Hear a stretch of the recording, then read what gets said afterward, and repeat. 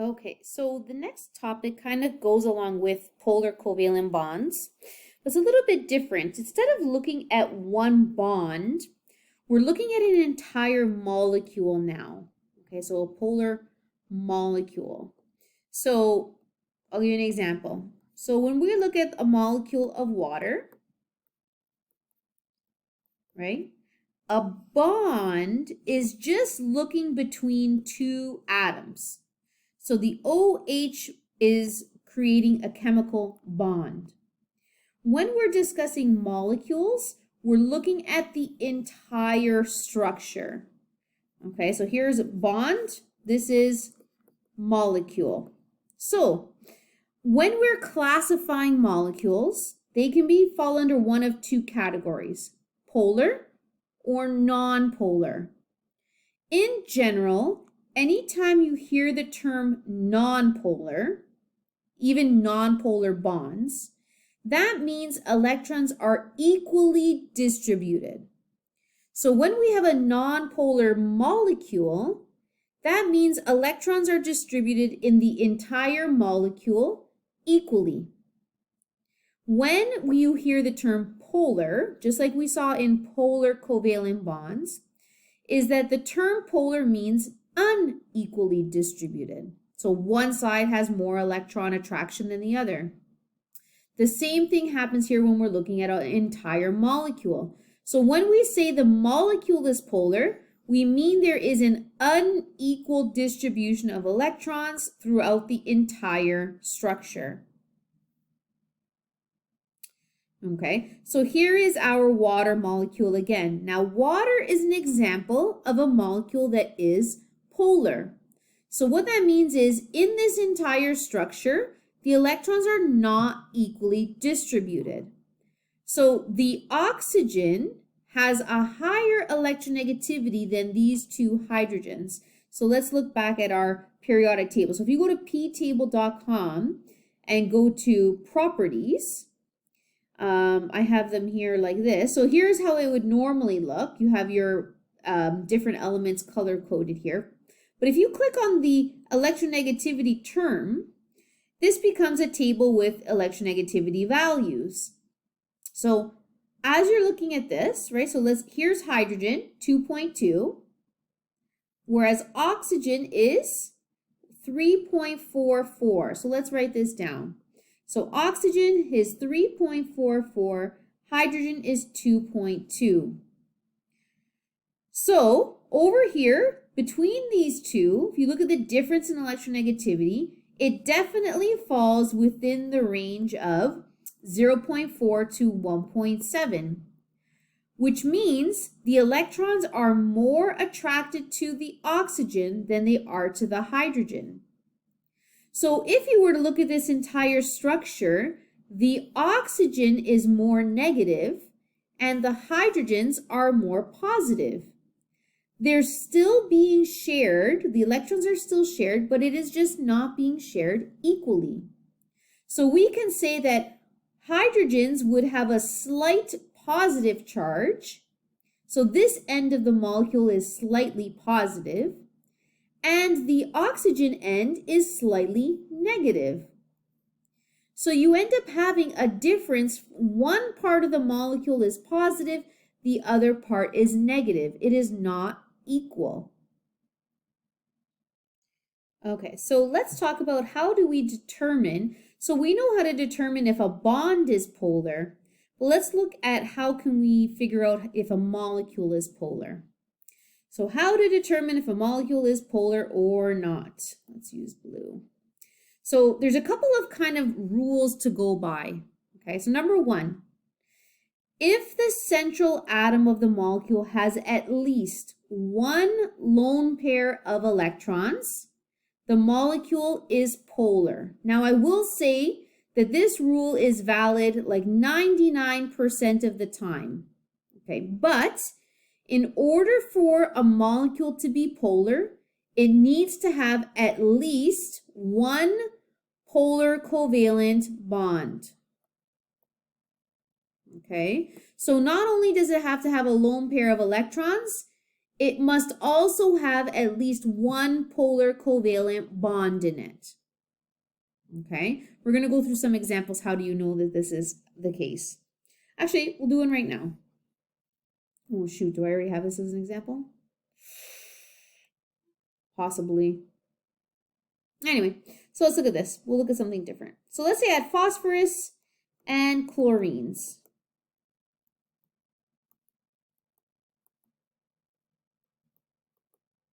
Okay, go by, obviously. This is why it's important to do your Lewis structure so you have this correct. So we have phosphorus and we have chlorine. So notice there's a lone pair. Oh boy. Let's get rid of. There's a lone pair of electrons on the central atom. So this is going to be, a high alert's going to go off in your head to say, this is probably polar. So there's a lone pair on the central atom, but you still have to check the difference in electronegativity between phosphorus and chlorine. You still need to have at least one polar covalent bond in order for it to be polar. So let's look at the periodic table. So phosphorus is 2.19 and chlorine is 3.96. So 2.19 and 3.16. So it's approximately a difference of 1, right? So that is a polar covalent bond. So because this is a polar covalent bond and there's a lone pair of electrons, that means that the entire molecule is polar. Okay? Now, if the molecule is polar, you have to show the polar covalent bonds on this structure. So meaning I have to draw in my dipole or my delta symbols. So because phosphorus, let's double check on this. I should really just be writing down the numbers. So phosphorus is 2.19 and chlorine is 3.16. Chlorine is the one that has the higher electronegativity. So my dipole will be pointing out towards chlorine.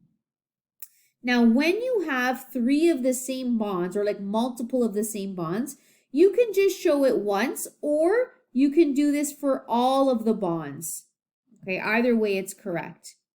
So let's recap what made this polar.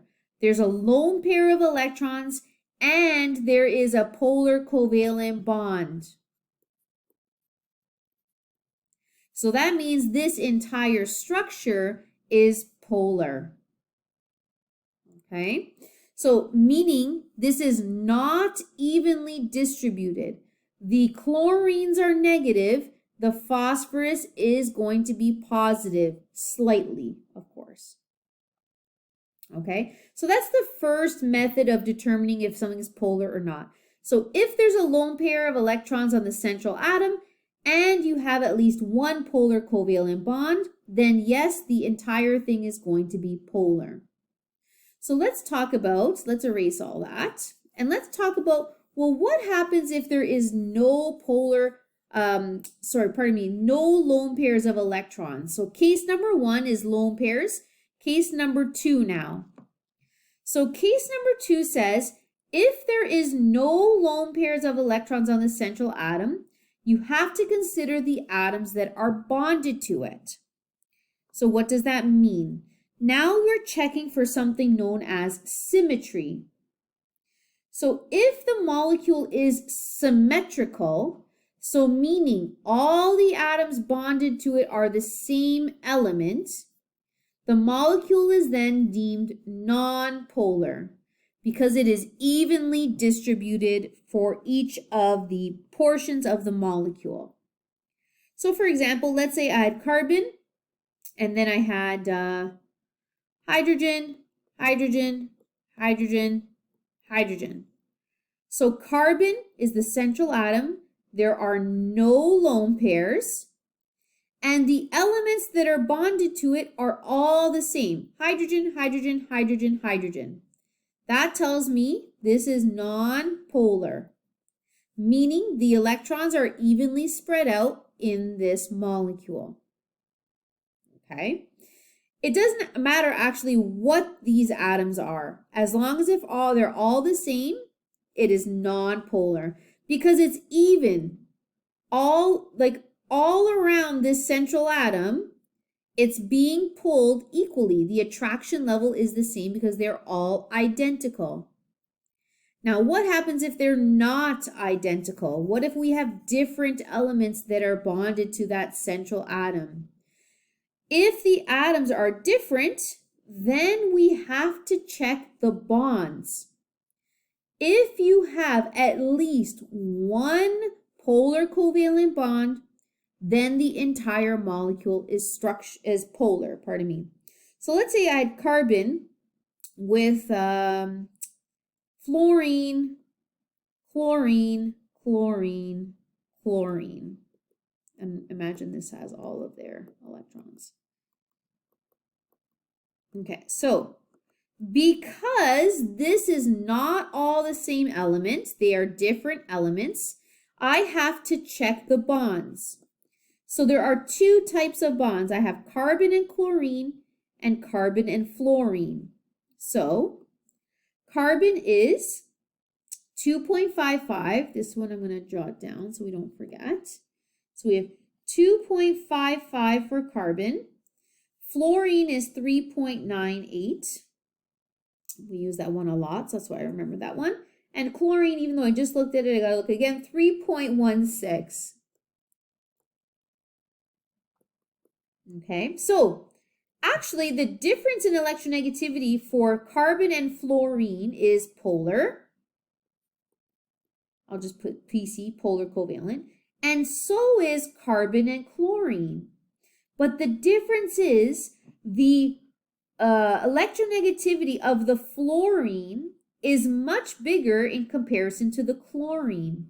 So even though, I'll do it a little bit bigger so you can see. So even though there are dipoles on every single bond, because this dipole is a bigger difference in electronegativity, it is not even all the way around. Now let's say instead of fluorine, this was chlorine. Chlorine, chlorine, chlorine, chlorine. Then it would have been nonpolar because they're all the same. But because these are not the same, they are not evenly distributed. The carbon fluorine has a different attraction change in comparison to the chlorines. So when you're looking at determining if it's polar or not, these are kind of the checklist items you want to look at. So first of all, you always begin by drawing the Lewis structure. It's very important that you have the correct structure. If there are lone pairs, and you have at least one polar bond, the molecule will be polar. If there are no lone pairs, you need to check out the elements that are bonded. If they're all the same type of element, that means you have an even distribution, it's nonpolar. If the molecule has different atoms that are bonded to the central atom, you have to check the difference in electronegativity. Because I have polar covalent bonds and they are not the same, this would also be considered to be polar. But as long as if you have at least one polar bond, you have a polar structure. Okay, so we're going to go through some more examples here, and we'll do this in the next part.